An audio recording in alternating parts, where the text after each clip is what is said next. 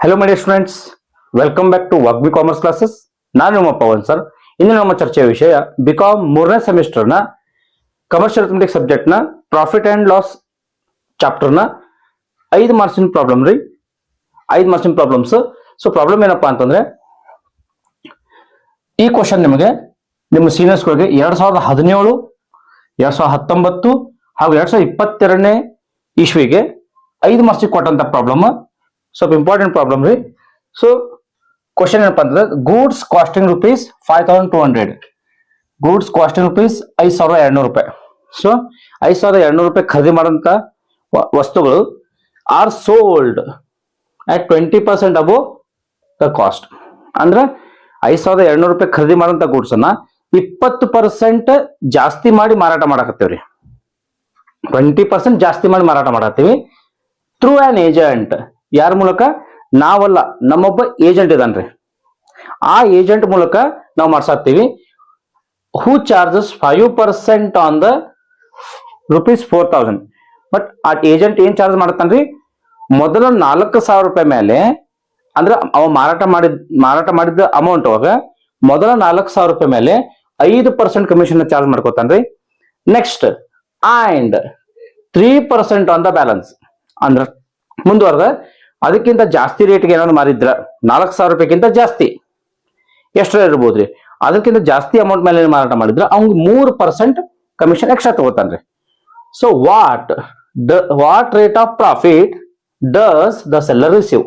ಅಂದ್ರೆ ಇಲ್ಲಿ ಮೂಲ ಮಾರಾಟಗಾರನಿಗೆ ಸಿಗುವಂತ ರೇಟ್ ಆಫ್ ಪ್ರಾಫಿಟ್ ಎಷ್ಟು ಅಂತ ಕೇಳಾಕತ್ತಾನ್ರಿ. ಓಕೆ, ಮೊದ್ಲ ಇನ್ಫಾರ್ಮೇಶನ್ ಬರ್ಕೊಂಡ್ರಿ. Solution. So cost price of goods, cost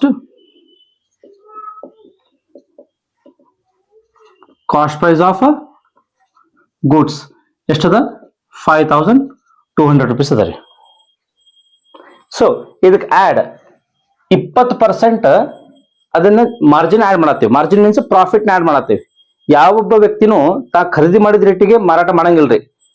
so ಆತರ ಮಾಡಿದ್ರೆ ಲಾಸ್ ಆಗ್ಬಿಡುತ್ರಿ.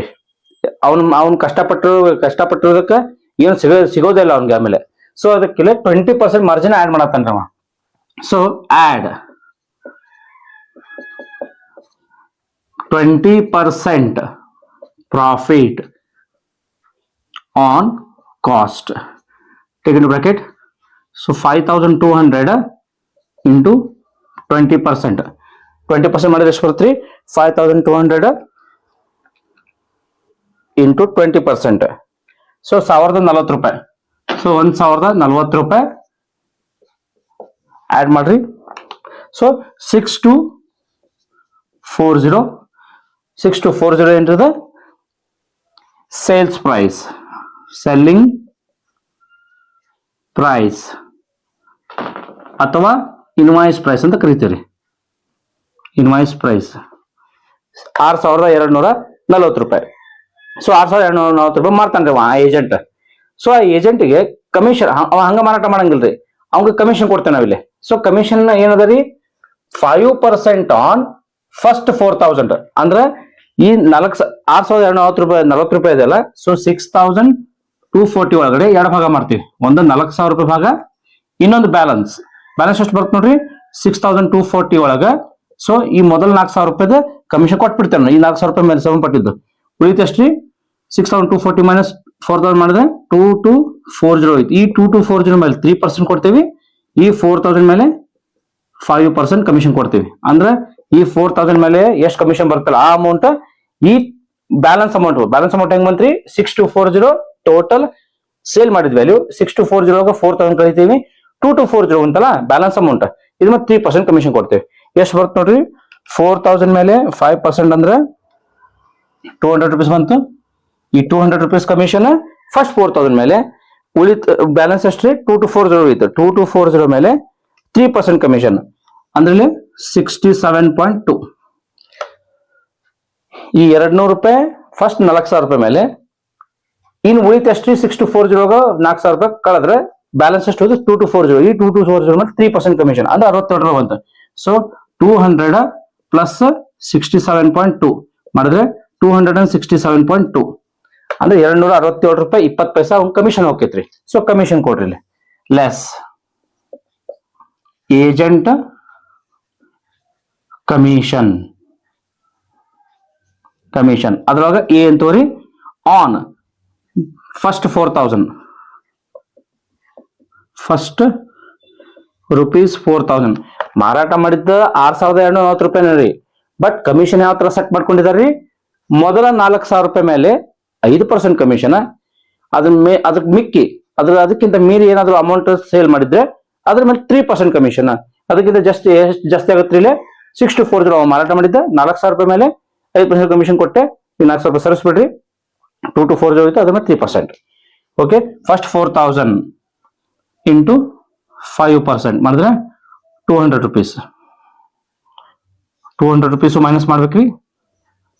ಆಮೇಲೆ ಬಿ ಆನ್ ಬ್ಯಾಲೆನ್ಸ್ ಎಷ್ಟು ಐತ್ರಿ, 6,240 ಮೈನಸ್ 4,000 ಬ್ರಾಕೆಟ್ ನಂಬರ್ ಕೊಡಿ. 6,240 ಮೈನಸ್ 4,000 ಮಾಡಿದ್ರೆ ಈಸ್ ಈಕ್ವಲ್ ಟು 2,240 ಇಂಟು 3% ಮಾಡಿದ್ರೆ 67.2 ಇದನ್ನು ಮೈನಸ್ ಮಾಡ್ರಿ. ಸೊ 6,240 ಅಲ್ಲಿ ಈ 200 ಕಳೀರಿ, ಈ 67.2 ಕಳೀರಿ. ಸೊ 6,240 ಮೈನಸ್ 200 ಅಗೇನ್ ಮೈನಸ್ 67.2 ಕಳೆದ್ರೆ 5,972.8 rupees. Therefore 5,972.8 rupees. Therefore net amount received by ಯಾರ್ರಿ, ಮೇನ್ ಸೆಲ್ಲರ್. ಸೊ ಸೇಲ್ ಆಗಿ 6,240 ಏಜೆಂಟ್ ಕಮಿಷನ್ ಕೊಟ್ಟಿದ್ದು ಮೊದಲ 4,000 ರೂಪಾಯಿ ಮೇಲೆ 200 ರೂಪಾಯಿ ಬಂತ, ಆಮೇಲೆ ಬ್ಯಾಲೆನ್ಸ್ ಮೇಲೆ 67 ರೂಪಾಯಿ ಬಂತ. ಈ ಅಮೌಂಟ್ ಎಲ್ಲ ಕಳೆದ್ರೆ 5,970 ರೂಪೀಸ್ ಮಾತ್ರ ಯಾರು ತಗೋತಾರ್ರಿ, ಮೇನ್ ಸೆಲ್ಲರ್ ತಗೋತಾನ್ರಿ ಆಫ್ಟರ್ ಕಮಿಷನ್. ಸೊ ಇಲ್ಲಿ ಮತ್ತಿಂಕೆ ಅಂದ್ರಿ. ಓಕೆ, ಇಲ್ಲಿ less cost price of goods. Cost price of goods ಎಷ್ಟದ, 5,200 ಅದ. 5,200 ಕಳೆದು ಬಿಟ್ರ, ಸೊ 5,200 ಲೆಸ್ ಮಾಡ್ಬಿಟ್ರಿ 772.8. therefore net profit ಬಂತ್ರಿ.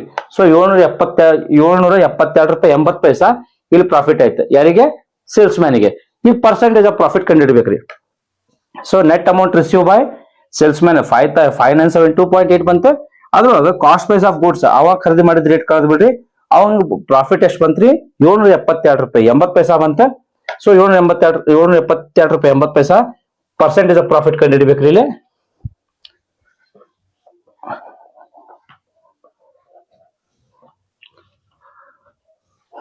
So percentage of profit on cost price is equal to percent of profit ಏನದರಿ, profit into 100 divided by cost price. So profit ಎಷ್ಟದರಿ, 772 ರೂಪಾಯಿ 80 ಪೈಸಾ. 772 ರೂಪಾಯಿ 80 ಪೈಸಾ into 100 divided by cost price ಎಷ್ಟದ್ರಿ, 5,200. 772 ರೂಪಾಯಿ 80 ಪೈಸಾ into 100 divided by 5,200. So 14.86% profit on cost price. ಇಷ್ಟು ಮಾಡಿದ್ರೆ 5 ಮಾರ್ಕ್ಸಿನ ಪ್ರಾಬ್ಲಮ್ ಮುಗೀತ್ರಿ. ಈ ಕ್ವಶನ್ ಬಹಳ ಸದ ರಿಪೀಟ್ ಆಗೈತ್ರಿ. ಸೊ 2017ಕ್ಕೂ ಬಿದ್ದದ, 2019ಕ್ಕೂ ಬಿದ್ದದ, 2022ಕ್ಕೂ ಬಿದ್ದದ, 5 ಮಾರ್ಕ್ಸಿಗೆ ಬಿದ್ದೈತ್ರಿ. So focus on it. Hello my students, second question ಏನಪ್ಪ, ಈ ಕ್ವಶನ್ 2018 KUD 5 ಮಾರ್ಕ್ಸಿಗೆ ಕೇಳಂತ ಕ್ವಶನ್ ರೀ. ಸೊ ಕ್ವಶನ್ ಏನಪ್ಪಾ ಅಂತಂದ್ರೆ, ಇಫ್ ಆನ್ ಆರ್ಟಿಕಲ್ ಒಂದು ಯಾವ್ದೋ ವಸ್ತು, if an article sold for ₹25,000, 25,000 ರೂಪಾಯಿ ಆ ಆರ್ಟಿಕಲ್ ನ ಮಾರ್ಬಿಟ್ಟೇವ್ರಿ ನಾವೀಗ. Okay, incurred a loss of 20%. So 25,000 ರೂಪಾಯಿ ಆ ವಸ್ತುನ ಮಾರಿದ್ರೆ ನಮಗ 20% ಲಾಸ್ ಆಗೈತ್ರಿ ಈಗ. ಓಕೆ, ಅಟ್ ವಾಟ್ ಪ್ರೈಸ್ ಅಂದ್ರೆ ಯಾವ ಒಂದು ಬೆಲೆಗೆ ಮಾರಿದ್ರ, at what price should it be sold to earn 20% profit. ಅಂದ್ರೆ ಈಗ ನಾವು 25,000 ರೂಪಾಯಿ ಮಾರಿದ್ರ ನಮಗೆ ಆಲ್ರೆಡಿ 20% ಲಾಸ್ ಆಗಿದೆ. ಈಗ ಅದೇ ವಸ್ತುನ ನಮಗೆ 20% ಪ್ರಾಫಿಟ್ ಆಗೋ ರೀತಿ ಮಾರಬೇಕಾದ್ರ ನಾವು ಯಾವ ರೇಟಿಗೆ ಅದನ್ನ ಮಾರಬೇಕು ಅಂತ ಕ್ವಶನ್ ಕೇಳ್ತಾರೆ. ಓಕೆ, ಕ್ವಶನ್ ಅರ್ಥ ಆಯ್ತಲ್ಲ. ಸೊ ಈಗ solution. So solution, let the CP of article, let the cost price of article 100 ರೂಪಾಯಿ ಅಂತ ತಿಳ್ಕೊಂಡ್ರಿ, ಅಂದ್ರೆ 100 ರೂಪಾಯಿ ಅಂದ್ರೆ ಊಹೆ ಮಾಡ್ಕೊಂಡ್ರಿ. ಸೊ 100 ರೂಪಾಯಿ per article price less loss on sale ಎಷ್ಟದ ರೀ 20% ಆನ್ ಕಾಸ್ಟ್. ಹೌದಾ, ಇಲ್ಲಿ ನೋಡ್ರಿ 100 ರೂಪಾಯಿ ಮೇಲೆ 20% ಮಾಡ್ರಿ, 20 ರೂಪೀಸ್ ಬಂತ. ಸೊ ಅವ ಮಾರಾಟ ಮಾಡಿದ ಬೆಲೆ ಎಷ್ಟಾತ್ರಿ ಇಲ್ಲಿ selling price is equal to 80 rupees ಬಂತು, 80 ರೂಪಾಯಿ ಬಂತು. ಸೊ 80 ರೂಪಾಯಿ ಬಂದಾಗ ಎಫ್ ಒಂದು ವೇಳೆ ಸೆಲ್ಲಿಂಗ್ ಪ್ರೈಸ್ 80 ರೂಪಾಯಿ ಇದ್ದಾಗ, ಸೆಲ್ಲಿಂಗ್ ಪ್ರೈಸ್ 80 ರೂಪಾಯಿ ಇದ್ದಾಗ ಸಿ ಪಿ ಎಷ್ಟಿತ್ತು ನಮ್ದು, C P means cost price ಎಷ್ಟಿತ್ರಿ 100 ರೂಪಾಯಿ ಇತ್ತು. ಈಗ ನಮ್ದ ಸೊ ಈಗ ಸೆಲ್ಲಿಂಗ್ ಪ್ರೈಸ್ ಎಷ್ಟೈತ್ರಿ, ಸೆಲ್ಲಿಂಗ್ ಪ್ರೈಸ್ 25,000 ರೂಪಾಯಿ ಕೊಟ್ಟಿದ್ದಾನ. ಸೊ 25,000 ಕೊಟ್ಟಿದ್ದಾನಂದ್ರೆ 25,000 ಕೊಟ್ಟಿದ್ದಾನಂದ್ರೆ ಈಗ ನಮ್ದು ಕಾಸ್ಟ್ ಪ್ರೈಸ್ ಎಷ್ಟಿರ್ತೈತಿ, ಕ್ವಶನ್ ಮಾರ್ಕ್. ಕಾಸ್ಟ್ ಪ್ರೈಸ್ ಎಷ್ಟಿರ್ತೈತಿ ಕ್ವಶನ್ ಮಾರ್ಕ್. ಸೊ ಈ ತರ ಇದ್ದಾಗ ಕ್ರಾಸ್ ಇಂಟು ಮಾಡ್ಕೋಬೇಕ್ರಿ. ಕ್ರಾಸ್ ಹೆಂಗಪ್ಪ ಅಂತಂದ್ರೆ ಈ 25,000 ಇಂಟು 100 ಬರ್ಕೋರಿ. Cost price is equal to ಈ 25,000 ಮುಂಚೆ ಬರ್ಕೋರಿ ಇಂಟು 100 ಭಾಗ್ಲೆ ಈ 80 ಡಿವೈಡ್ ಮಾಡ್ಕೋರಿ. 25,000 ಇಂಟು 100 ಡಿವೈಡ್ ಬೈ 80 ಮಾಡಿದ್ರೆ ಎಷ್ಟು ಬರ್ತರಿ 31,250, 31,250 ಬರುತ್ತ್ರಿ. ಸೊ 25,000 ಇಂಟು 100 ಡಿವೈಡೆಡ್ ಬೈ 80, 31,250 ರೂಪಾಯಿ ಇಂದ ಕಾಸ್ಟ್ ಪ್ರೈಸ್. ಸೊ ಇದನ್ನ 80%ಗೆ ಸಾರಿ 20% ಲಾಸ್ ಮಾಡ್ಕೊಂಡು ಮಾಡಿದ್ರೆ ಎಷ್ಟಕ್ಕೆ ಮಾರಾಟ ಮಾಡಿದನು 25,000 ಮಾರಾಟ ಮಾಡಿದ. ಈಗ ಇದೇ ಗೂಡ್ಸ್ ಅನ್ನ 20% ಲಾಭ ಆಗೋ ರೀತಿ ಮಾಡ್ಬೇಕಂದ್ರೆ ಏನ್ ಮಾಡ್ಬೇಕ್ರಿ. ಸೊ ಇಲ್ಲಿ ಬರ್ರಿ, ಕಾಸ್ಟ್ ಪ್ರೈಸ್ ಆಫ್ ಗೂಡ್ಸ್ 31,250 ಅದ. ಇದಕ್ಕೆ add 20% of profit on cost bracket ಹಾಕ್ತವ್ರಿ. 31,250 ಇಂಟು 20%. 20% ಮಾಡಿದ್ರೆ ಎಷ್ಟು ಬರುತ್ತೆ ನೋಡ್ರಿ, 31,250 ಟು 20% 6250 ಪ್ಲಸ್ ಮಾಡಿಬಿಟ್ರೆ 37,500. therefore new selling price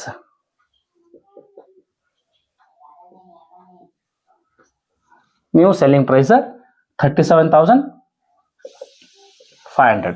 ಅಂದ್ರೆ 20% ಲಾಭ ಆಗೋ ರೀತಿ ಮಾಡ್ಬೇಕಂದ್ರವ 37,500 ರೂಪಾಯಿ ಅದು ಅಷ್ಟು ರೇಟಿಗೆ ಮಾರ್ಬೇಕ್ರಿ. 20% ಲಾಭ ಆಗ್ಬೇಕಂದ್ರ. ಬಟ್ ಇಲ್ಲಿ 20% ನಷ್ಟ ಆಗೋ ರೀತಿ ಮಾರೇನ್ರಿ. ಸೊ ಆ ಕಾರಣಕ್ಕೆ 25,000 ಮಾರೇನ್ರಿ ಅವ. I hope you understand this question and answer. ಈ ಒಂದು ವಿಡಿಯೋ ನಿಮಗೆ ಇಷ್ಟ ಆಗಿದ್ದರೆ ನಮ್ಮ ಚಾನೆಲ್ ಅನ್ನು ಸಬ್ಸ್ಕ್ರೈಬ್ ಮಾಡಿ, ಲೈಕ್ ಮಾಡಿ, ಶೇರ್ ಮಾಡಿ ಹಾಗೂ ಕಮೆಂಟ್ ಮಾಡಿ ಹಾಗೂ ನಿಮ್ಮ ಇತರೆ ಸ್ನೇಹಿತರೊಂದಿಗೆ ಹಂಚಿಕೊಳ್ಳಿ. ಧನ್ಯವಾದಗಳು.